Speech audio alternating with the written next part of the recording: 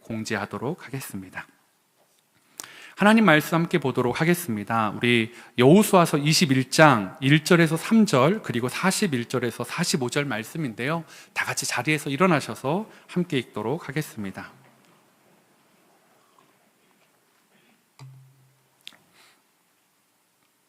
제가 먼저 읽겠습니다.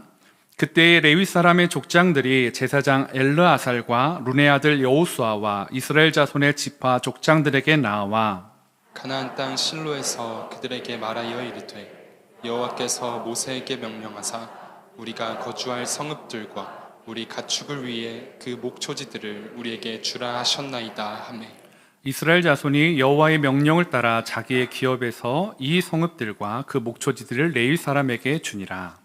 레위 사람들이 이스라엘 자손의 기업 중에서 받은 성읍은 모두 48성읍이요 또 그 목초지들이라. 이 각 성읍의 주위에 목초지가 있었고 모든 성읍이 다 그러하였더라.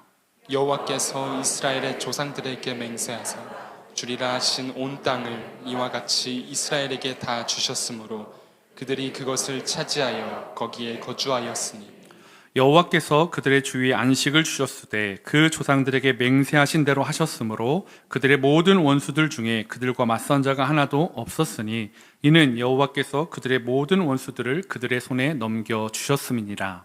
여호와께서 이스라엘 족속에게 말씀하신 선한 말씀이 하나도 남음이 없이 다 응하였더라. 아멘.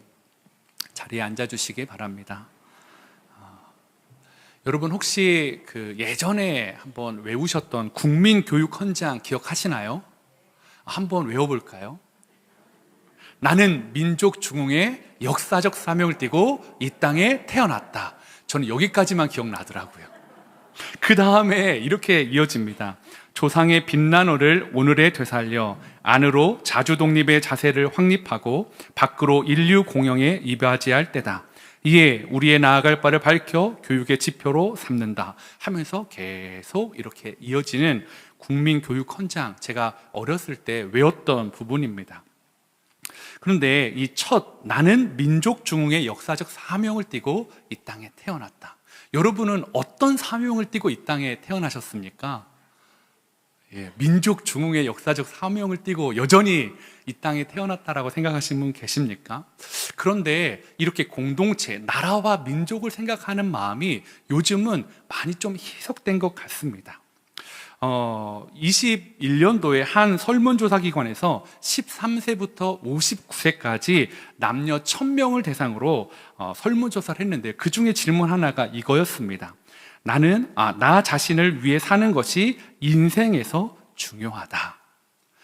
이 질문에 무려 1000명 중에서 67%가 그렇다라고 대답했다라는 거죠. 즉, 어떤 민족의 사명, 어떤 공동체의 유익, 이거보다 뭐예요? 나 자신을 위해 사는 것이 훨씬 더 중요하다라는 시대가 바뀌어가고 있다라는 것입니다.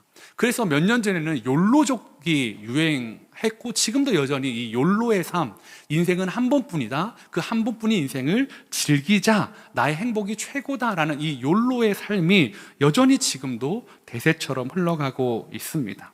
이처럼 이제는 어떤 민족, 사명, 비전, 이거보다는 자신에게 집중하는 시대가 되었고, 그러다 보니까 나에게 집중하면 다 자연스럽게 다른 사람에게 집중하는 것이 낮아지게 됩니다.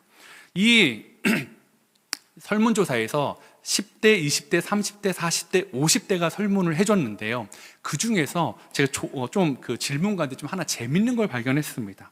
타인에 대한 관심도가 가장 높은 연령대가 어딜까요? 10대, 20대, 30대, 40대, 50대 중에 타인에 대한 관심도가 가장 높은 연령층 어딜까요, 여러분? 40대? 10대, 맞습니다. 10대입니다. 친구와의 관계가 굉장히 중요하다 보니까 이 10대 아이들이 다른 사람에 대한 관심이 굉장히 높으면서 또 반대로 자기중심적이기도 하더라고요. 그렇다면 타인에 대한 관심이 가장 높았던 연령대는 10대라면 가장 낮은 연령대는 어딜까요? 아니에요. 안타깝게도 35%로 40대였습니다. 그리고 두 번째로 관심이 낮은 연령대가 30대였다는 것. 즉, 10대, 20대, 이렇게 우리 다음 세대로 치면 현 시대를 살아가는 우리의 사회의 주력들이 다른 사람에 대한 관심이 그만큼 적다라는 거죠. 뭘 말할까요? 그만큼 살기 힘들다라는 거죠. 나 하나, 내 가정 하나 건사하기가 참 쉽지 않은 시대입니다. 그런 분들에게 사명, 소명, 비전, 역사적 사명 이런 걸 말한다는 게 참 어려운 시대에 같습니다. 그렇다면 오늘 교회에도 10대, 20대, 30대, 40대, 50대 전 연령층이 다 있는데요. 우리는 어떻게 살아가야 될까요? 우리도 혹시 세상 사람들처럼 나 중심의 삶이 가장 중요하다고만 생각하고 세상 사람들과 크게 다르지 않은 그 모습과 생각을 가지고 살아가고 있는 건 아니십니까? 한번 점검해 볼까요? 지난 한 주간 여러분의 기도 제목은 중심은 누구였습니까? 누구에 관한 기도였습니까? 혹시 아까 말씀드렸던 67%나 되는 사람이 나의 자신을 위해 사는 것이 인생에서 중요하다고 했던 것처럼 혹시 여러분의 기도의 67%가 여러분만을 위한 기도는 아니셨습니까? 그런데 저는 이걸 보다가 어쩌면 우리 성도님들 안에 더 많은 비중이 자기와 자기 가족만을 위한 기도는 아닐까라는 생각을 해보게 되었습니다. 그렇다면 그렇게 살아가는 게 맞을까요? 과연 나와 내 가족만을 위해 기도하고 하나님의 복을 구하고 살아가는 게 정답일까요? 오늘 레위인들에게 성을 주는 이 말씀을 통해서 그리스도인들이 추구해야 할 건강한 삶이 무엇일까라는 것을 한번 좀 살펴보기를 원합니다. 지난주에도 말씀드렸다시피 레위인들은 조금 복잡한 방법으로 땅을 분배받게 됩니다. 뭐였냐면 하나님이 너는 여기, 너는 여기가 아니라 다 12지파한테 나눠주셨습니다. 그리고 그 12지파에 나눠준 다음에 12지파에서 48개의 성읍을 레위인들에게 주라라고 말씀하셨다라는 거죠. 이것은 레위인들이 생각한 방법도 아니고 여호수아가 생각한 방법도 아니고 제사장 엘르아살이 생각한 것이 아니었습니다. 하나님이 모세에게 그렇게 하라라고 이미 예전에 말씀하셨다라는 거죠. 민수기 35장 1절에서 3절 말씀인데요. 저와 여러분이 한 절씩 읽도록 하겠습니다. 여호와께서 여리고 맞은편 요단 강가 모압 평지에서 모세에게 말씀하여 이르시되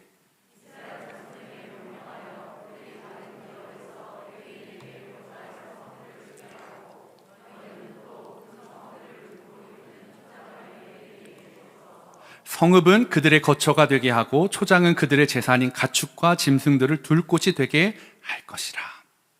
즉 레위인들에게는 그렇게 하라라고 하나님이 번거로운 방법, 불만이 생길 수 있는 방법을 주셨다라는 거죠. 그래서 그 레위인들이 이제 성읍을 12지파에서 받아와야 했습니다. 그런데 48개의 성읍이니까요. 제가 굉장히 어려운 수학 문제를 여러분에게 내겠습니다. 48개를 12지파가 내려면 한 지파당 몇 개의 성을 내야 될까요? 여러분은 거의 천재적인 함께 그린 교회 성도님 맞습니다. 4개입니다. 그런데 보통은 다 4개였는데요. 한 지파는 우리 납달리 지파는 3개고요. 그 다음에 유다 지파가 8개, 그리고 시므온 지파가 하나 있어. 근데 유다 지파 땅 안에 시므온이 있어서 그냥 유다와 시므온을 합쳐서 오늘 성경에 보면 9개. 그리고 아까 말씀드렸던 납달리 지파가 3개. 그리고 나머지는 4개씩 해서 총 48개 성읍을 레위인들에게 주어야만 했습니다. 그러니까 미리 떼어서 주면 사람들이 좀 번거롭지 않을 텐데 이미 다 나눠준 다음에 그렇게 하라는 이유가 분명히 있었을 것입니다. 하나님은 아무 의미 없이 그러한 일을 하시는 분이 아니시니까요. 그런데 그 일이 아까 말씀드린 것처럼 모두에게 불평이나 불만이 생길 수 있는 일이었습니다. 레위 사람들에게는 어떤 불만이 있었을까요? 자신들이 가장 늦게 만든 거예요. 그리고 그 땅에 대해서 오늘 보면 가장 늦게 받고 심지어는 자신들은 나머지 12지파처럼 어떤 지역을 분배받아서 모여 사는 것이 아니라 가나안 땅 곳곳에 48개 성에 다 흩어 뿌려져서 살아가야 된다라는 것입니다. 그들에게는 어쩌면 사랑하는 친척과 이별이 전제된 그런 하나님의 명령이었습니다. 그리고 또 다른 12지파에서 보면 그들에게 내어준 성이 결코 작지 않았다라는 것입니다. 그래서 그것들이 불평이 될 수 있었다라는 거죠. 우리가 알다시피 가나안 땅을 분배할 때 기준은 인구수였습니다. 인구수가 많은 데는 땅을 많이 준다. 그리고 그것을 제비 뽑아서 그 면적에 해당하는 땅을 받아가는 것이었습니다. 그런데 그 기준이 무시된 듯한 느낌이 드는 게 레위인들이었습니다. 민수기 26장 62절에 이렇게 말하고 있습니다. 1개월 이상으로 계수된 레위인의 모든 남자는 2만 3천 명이었더라. 그들은 이스라엘 자손 중에 계수에 들지 아니하였으니 이는 이스라엘 자손 중에서 그들에게 준 기업이 없었음이었더라. 즉 레위인이 지금 몇 명이라고 말하고 있습니까? 2만 3천 명이래요. 그런데 이 기준도 다른 지파와 불합리합니다. 다른 지파가 보기에는 공평하지 않아요. 왜냐하면 1개월 이상 된 애들이 해서 사람들이 2만 3천 명이었어요. 근데 다른 지파는 어떻게 했냐면 20세 이상 싸움에 나갈 수 있는 사람으로 했다라는 거죠. 즉 어느 지파가 인원수가 그러면 더 많아지겠습니까? 레위 지파가 많아지겠죠. 아니 지금 땅을 인구수대로 준다고 하면 그럼 똑같이 20세 이상이면 20세 이상 해야 되는데 다 20세 이상 해놓고 레위 지파만 1개월 이상 된 남자애들을 막 세는 거예요. 불합리하죠. 그리고 또 문제는 뭐였냐면 그렇게 해서 48개의 성을 받았습니다. 2만 3천 명이 48개의 성을 받았어요. 여러분이 생각해 성의 수가 뭐 적다, 많다, 뭐 다양하게 할 수 있지만 다른 지파가 보기에는 그 성이 그들이 갖기에 너무 많았습니다. 왜냐하면 레위인보다 3배가량 인구가 많았던 단지파가 있었습니다. 그들은 인구를 계수할 때 6만 4,400명이었습니다. 즉 레위인보다 거의 3배가 많았는데 그들이 받은 성은 48개의 3배가 아니라 어떻게 됐을까요? 총 18개였습니다. 훨씬 더 인구가 3배가 됐는데 성은 훨씬 더 적은 거예요. 또 2배, 레위인보다 2배 많았던 베냐민 지파, 그들은 45,600명의 인구수를 자랑했습니다. 근데 그들도 18개 성을 받았다라는 거죠. 즉 레위인은 훨씬 더 적은 숫자가 있었음에도 불구하고 다른 지파보다 훨씬 더 많은 성을 가져갔다라는 것입니다. 마치 이런 거죠. 여러분 식당에서 갔는데 너 음식을 시켰는데 누가 한 명이 늦게 왔어요. 그럼 어떡하죠? 하나 시켜. 그런데 됐어 안 먹어. 그럼 어떡합니까? 우리 좋은 문화가 있잖아요. 그렇지만 우리 한 숟갈씩 주자 했는데 그럼 나중에 결국 누가 제일 많이 먹게 되죠? 나중에 온 사람. 마찬가지입니다. 이스라엘 사람들이 레위인 위해서 우리 한 숟갈씩 두자. 각 지파에서 4숟가락, 3숟가락, 한 숟가락, 8숟가락을 떴는데 그들은 48개의 성읍, 48개의 숟가락을 얻었다면 다른 사람들은 무려 3배, 2배 이렇게 인원수가 됐음에도 불구하고 그것보다 훨씬 더 적은 성을 받았다라는 거죠.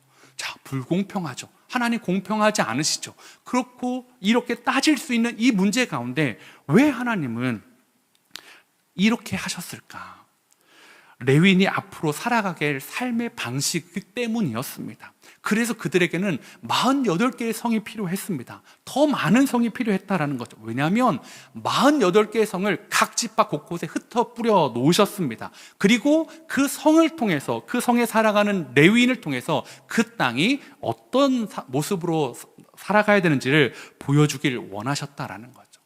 제가 지난주에도 말씀드렸다시피 가나안 땅은 젖과 꿀이 흐르는 땅이다라고 성경은 계속해서 이야기했습니다. 그런데 젖과 꿀이 흐르는 땅, 풍요로운 땅이었습니다. 그런데 그 가나안보다 훨씬 더 젖과 꿀이 흐르는 땅이 어디였습니까?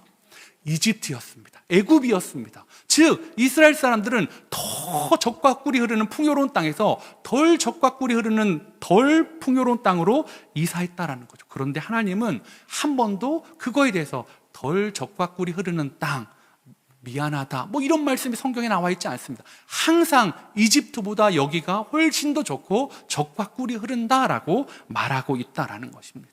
이유는 간단합니다. 그 땅의 토양이나 지형이나 기후나 이런 것들이 그 땅의 풍요로움을 좌지우지하는 것이 아니라 그 땅에 뭐가 흐른다고요? 하나님의 은혜가 흐르기 때문입니다. 그리고 그 은혜가 흐르는 것들을 잘 흘러갈 수 있도록 마치 혈관처럼 48개의 레위성을 각 지파마다 던져 놓으셨다라는 것입니다. 그래서 레위인들이 그곳에 살면서 자신의 역할을 잘 감당할 때는 이스라엘 백성들이 건강한 하나님 앞에 신실한 건강한 삶을 살았습니다. 반대로 레위인들이 그 기능을 못했을 때에는 이스라엘은 병들어 갔습니다. 그렇다면 레위인이 보여주는 건강한 하나님의 백성의 삶은 무엇일까요? 어떻게 보여줘야 될까요? 오늘 저는 말씀을 통해서 두 가지를 여러분과 말씀을 나누려고 합니다. 레위인을 통해 본 건강한 그리스도의 삶, 첫 번째는요, 영적 기준이 있어야 된다라는 것입니다.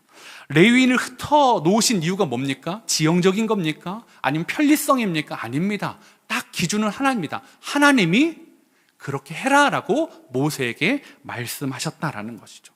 단순히 흩어져 사는 게 너희에게 유익하다가 아니라 레위인은 그렇게 해라. 너희가 그들에게 성을 내어 주어라. 그리고 너희는 레위인들은 그 땅을 살아가면서 그냥 살아가는 것이 아니라 이스라엘 각 지파의 땅을 받아서 살아갈 때 빛과 소금의 역할을 감당하라라고 말해 주었다라는 것입니다. 신명기 33장 10절에 보면 레위인의 비전이 이것입니다. 레위인의 사명이 이것입니다. 주의 법도를 야곱에게, 이스라엘 백성들에게입니다. 주의 율법을 이스라엘에게 가르치며 주 앞에 분향하고 온전한 번제를 주의 제단 위에 드리리로라. 레위인들은 흩어져서 뭘 하는 사람들입니까? 말씀을 가르치는 사람들이었습니다. 하나님의 말씀이 그대로 시행될 수 있도록, 하나님의 은혜가 흘러갈 수 있도록 모든 가나안 땅이 흩어져서 그 지파들 안에 속해져서 그렇게 살아가야 하는 사명이 있었다라는 것입니다. 즉 레위인이 48개 성에 흩어져서 가나안 땅에 살아가는 건 그 땅이 거룩한 땅이다라는 하나님의 증거였다라는 것입니다. 그런데 그들이 그 사명을 감당하지 못하면 이스라엘은 급격하게 병들어 갔습니다. 여호수아서 다음에 나오는 성경이 사사기입니다. 사사기 17장에 가면 이스라엘이 레위인들이 병들고 그들이 어떻게 병들었는지가 성경에 나오고 있습니다. 사사기 17장에 보면 에브라임 산지에 미가라는 사람이 등장하는데요. 이 사람이 자기 집에 신상을 만듭니다. 우상을 만드는 거죠. 그리고 자신의 아들로 제사장을 만듭니다. 당연히 이 미가는 레위인이 아닙니다. 그런데 어느 날 유다의 베들레헴에 속하는 레위인이 거주할 곳을 찾다가 미가의 집에 이르게 되었습니다. 미가가 이 레위인을 보고 하나의 제안을 합니다. 사사기 17장 10절에 보니까 이렇게 말하고 있습니다. 미가가 그에게 이르되 네가 나와 함께 거주하며 나를 위하여 아버지와 제사장이 되라. 내가 해마다 은열과 의복 한 벌과 먹을 것을 주리라 하므로 그 레위인이 들어갔더라. 한마디로 미가가 이렇게 한 거예요. 나 너한테 연봉 이렇게 제시할게. 그리고 식사 제공해 줄게. 내가 너를 이렇게 대우해 줄게. 그러니까 우리 집에 개인 제사장이 되어줄 수 있겠니? 라고 말했다라는 거죠. 레위인이 오케이, 나 너 집에서 내가 봉사해 줄게 라고 이렇게 해서 계약이 성립하게 되었습니다. 그런데 바로 여호수아에서 각 지파의 땅을 나눠줬는데요, 그 땅을 다 정복하지 못하고 떠도는 지파가 있었습니다. 단 지파였습니다. 단 지파가 하나님이 자신에게 주신 땅이 정복하기 어려웠습니다. 그래서 우리는 어디로 가야 되나 그 땅을 버려두고 지파가 머무를 땅을 찾아서 하나님이 주신 땅이 아니고들 막 가는 와중에 에브라임 산지 미가의 집에 들르게 됩니다. 그리고 이 미가의 집에 있는 제사장에게 그를 보고 하나 제안을 합니다. 야, 너 한 집안의 제사장이 되는 게 좋겠니? 한 지파의 제사장이 되는 게 좋겠니? 너 선택하라. 그랬더니 이 레위인이 어떤 걸 선택했을까요? 당연하죠. 난 지파의 제사장이 되고 싶어요. 나는 여긴 떠나고 싶어 하면서 그 지파의 제사장이 되었다라는 이야기가 성경에 나오고 있습니다. 무슨 이야기입니까? 하나님의 기준이 다 무너진 거죠. 레위인들은 각자의 성에 흩어져야 되는데 유다, 그 땅에 살아야 했던, 유다 베들레헴에서 살아야 했던 레위인이 그냥 하나님이 정하신 곳을 떠나서 자기가 원하는 곳, 자기가 편하게 살 수 있는 곳, 자기가 더 쉽게 돈 벌 수 있는 곳, 더 명예롭게 할 수 있는 곳을 찾아서 이동하고 있다라는 것입니다. 미가는 하나님의 말씀에 따라서 그냥 자기 우상을 섬기는 레위인을 그냥 개인적으로 세우고 있다라는 것이죠. 또 단지파도 하나님이 주신 약속의 땅을 믿음으로 정복할 생각은 안 하고 더 쉬운 땅을 향해서 나아가고 있다라는 것입니다. 이 모습을 보면서 성경은 이렇게 이야기합니다. 그때에 이스라엘에 왕이 없었으므로 사람이 자기 소견에 오른 대로 행하였더라. 기준이 없는 것입니다. 아니, 기준은 있습니다. 하나님이 왕이십니다. 여호수아의 시대만 해도 하나님이 왕이셨습니다. 하나님이 대장이셨습니다. 하나님이 군대 장관이셨습니다. 하나님이 행정관이셨습니다. 하나님이 능력이셨습니다. 그런데 한 세대가 지나자마자 그들이 어떻게 됐습니까? 왕이 없었어요. 각자가 왕이 됐습니다. 자기가 왕이 돼서 자기의 방법대로 자기의 이익을 향해 추구하는 시대가 되었다라는 것입니다. 마치 국민 교육 현장에서 처음에 사명이라는 게 등장했는데 이 시대는 사명이 없습니다. 자기의 행복을 위해 살아가는 시대가 되어버렸다라는 것입니다. 그런데요, 더 충격적인 게 무엇인지 아십니까? 그 레위인의 정체입니다. 사사기 18장 30절에 그 레위인이 어떤 족보를 가졌는지 나오는데요, 한번 같이 읽도록 하겠습니다. 시작.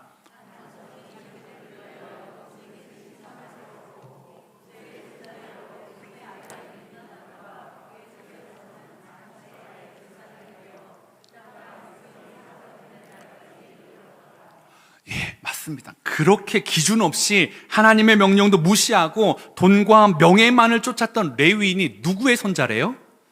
모세의 손자래요.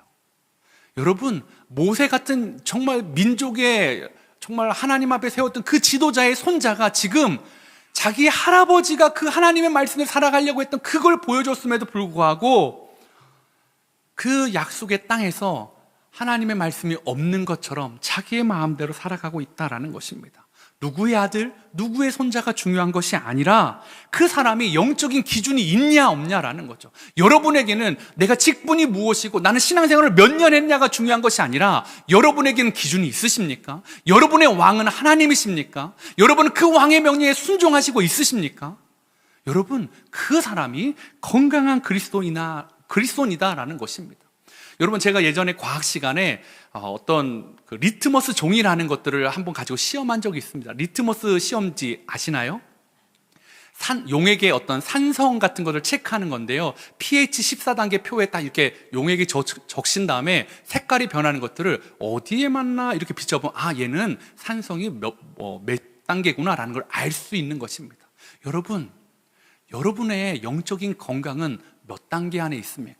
하나님 쪽에 가까이 가 계십니까? 하나님이 왕인 쪽에 가까이 있습니까? 아니면 내가 왕 쪽에 훨씬 더 많이 움직여 있으십니까? 여러분을 그 자리에, 여러분의 일터에, 여러분의 가정에 하나님이 그냥 두지 않으셨습니다. 하나님, 나는 왜 이렇게 번거로워요? 하나님, 나는 왜 이렇게 힘들어요? 여러분, 레위인도 번거롭고 힘들지만 두신 이유가 있었습니다. 레위인이 그곳에서 빛과 소금의 역할을 감당하라고요. 네가 그곳을 빛으로, 그곳을 소금으로, 그곳을 깨끗하게 하고 정화해달라는 하나님의 사명이 있었다면 저와 여러분에게도 동일한 사명이 있다라는 것입니다. 하나님의 말씀을 가지고, 하나님의 기준을 가지고 빛과 소금의 역할을 감당하는 저와 여러분 되시기를 소망해 봅니다. 레위인을 통해 본 건강한 그리스도의 삶, 두 번째는요, 하나님과 사람에게 내어줌이 있다라는 것입니다. 하나님과 사람에게 내어준다. 한번 생각해 보십시오. 오늘 본문에서 레위인과 12지파의 공통점은 내어드림이었습니다. 여러분, 레위인들은요, 가나안 땅을 차지할, 분배받을 권리가 있습니까? 없습니까? 있습니다. 야곱의 아들이었습니다. 그것도 꽤 순위가 높은 아들이었습니다. 당연히 땅을 받는 게 당연합니다. 그런데 하나님이 너는 그 땅 안 줄게, 내가 너의 기업이 되어줄게 할 때 그들은 자신의 권리를 내어놓습니다. 어떻게 한 겁니까? 하나님께 자신의 권리를 내어드린 겁니다. 오늘 12지파는 어떻습니까? 자, 이거 너희 거야, 너희 땅이야, 너희가 개척해, 너희가 정복해, 다 주셨습니다. 그런 다음에 하나님이 너는 8개, 너는 4개, 너는 3개, 너는 1개 내놓아라. 여러분, 주셨는데 주신 다음에 어떻게 하는 거예요? 좋은 땅 뺏어가는 거예요. 그러면 좋으신 하나님이라면 미리 다 그냥 딱딱딱 해가지고 해주시면 되는데 왜 그러셨을까요? 왜 12지파가 자신의 것을, 자신의 것처럼 느끼는 것을 내어놓게 하셨을까요? 하나님이 알려주고 싶은 겁니다. 그거 네 거 아니야. 여러분, 분명히 이스라엘 12지파와 레위인들이 가나안 땅을 정복함에 있어서 많은 피를 흘리고 많은 수고가 있었고 많은 땀을 흘렸습니다. 그래서 어쩌면 내 것이라고 당연하게 생각할 수 있습니다. 그런데 하나님은 그 안에 48개의 성을 두면서 그거 네 거 아니야, 너도 피 흘렸고 너도 애썼지만 그 모든 총체적인 은혜는 나다. 내가 너에게 준 거야 라는 것을 상기시키길 원하셨다라는 것입니다. 이스라엘만 그렇을까요? 아닙니다. 아브라함에게도 그렇게 하셨습니다. 아브라함에게 너무 소중한 아들 이삭을 주셨습니다. 주신 다음에 어떻게 했습니까? 잘 키워 이렇게만 하신 것이 아니라 어떻게 하셨죠? 내놔.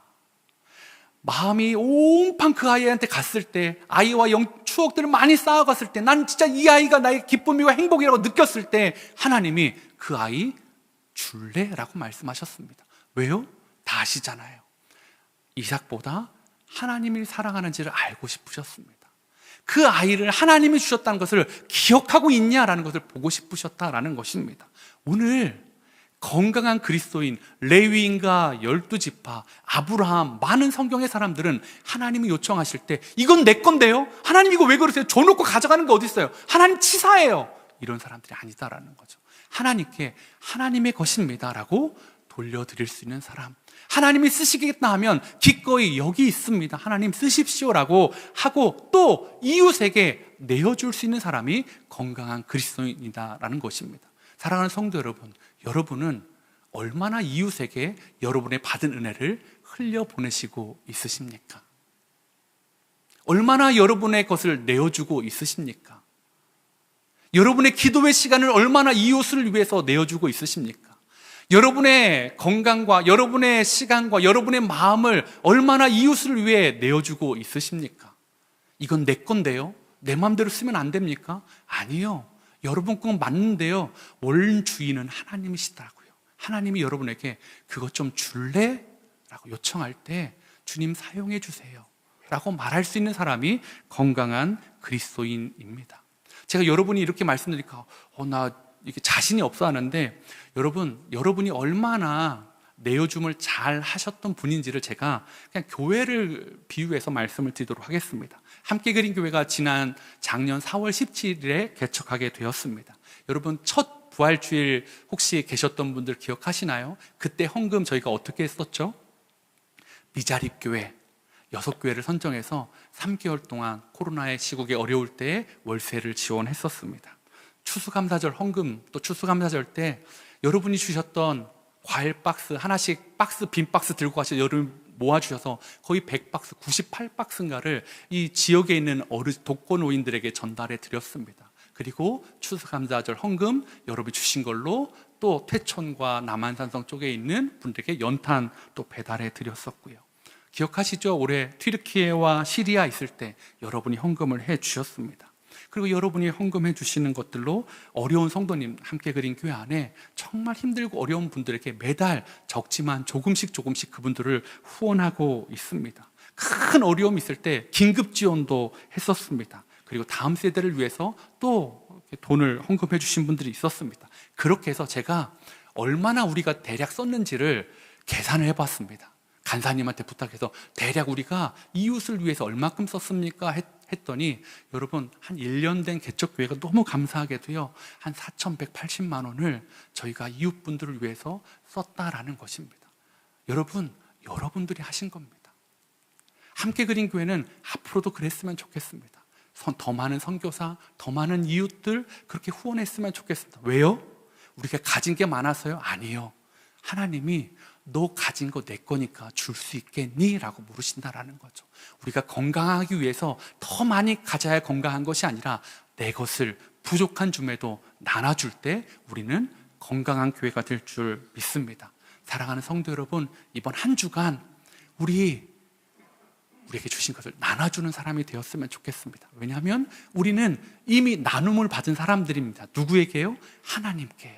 하나님께 예수님이라는 너무나 큰 사랑을 나눔받은 저희들이기에 그 사랑을 받은 자로서 다시 예수님의 사랑을 나눠주는 저와 여러분 되시기를 소망해 봅니다. 우리 시간에 한번 같이 기도하실 때 이렇게 기도하셨으면 좋겠습니다. 하나님, 저는 나눔을 받은 자입니다. 하나님께 나눔을 받았고 또 다른 누군가에게 나눔을 받았는데 저도 나누는 사람 되게 해주십시오. 오늘 이 성찬도 그 나눔의 의미가 있는 시간들입니다. 오늘 시간 기도할 때 하나님, 오늘 이 그리스도의 몸과 피를 기념하는 성찬식을 기념하면서 내가 결단하게 해주십시오. 내 삶의 기준은 예수님이시고 내 삶의 기준은 말씀이고 나는 나누는 삶, 나는 드려지는 삶을 살겠다라고 한번 같이 기도하며 나아가도록 하겠습니다. 기도하시겠습니다.